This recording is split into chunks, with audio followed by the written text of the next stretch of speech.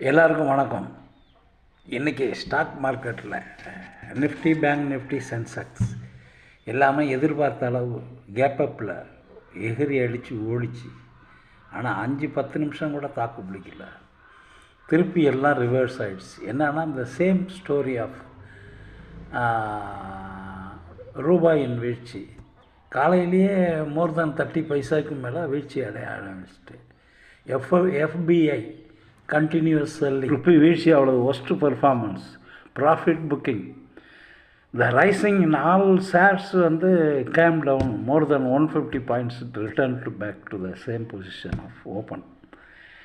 Bank Nifty also the same thing. After the monthly sales report of autos in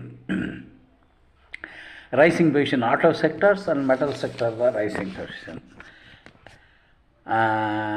Even though all segments ஓரளவு இருந்தாலும் அந்த increase எதிர்பார்த்த அளவு இல்லை. வேதாந்தா 1.3% மேலே ஏறி இருக்குது. இந்துஸ்தான் சிங் நல்லா 3% மேலே. All auto sector except Mahindra எல்லாம் நல்லதொரு உயர்வு கண்டிருக்கு. முத்தூட்டு ஃபைனான்ஸ் தான் கோல்டு ப்ரைஸ் இன்க்ரீஸை வச்சு அதிகரித்து போய்கிட்டுருக்கு.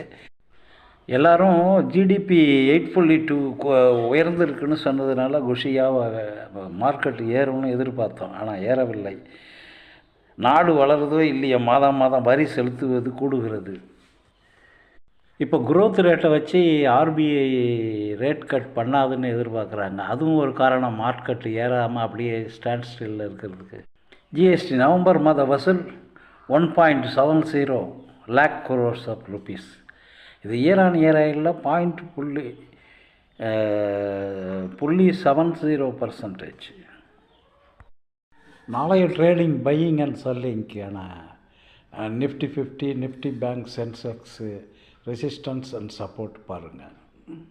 நம்ம லைக் மற்றும் சப்ஸ்கிரைப் பண்ணுங்கள். நன்றி, வணக்கம்.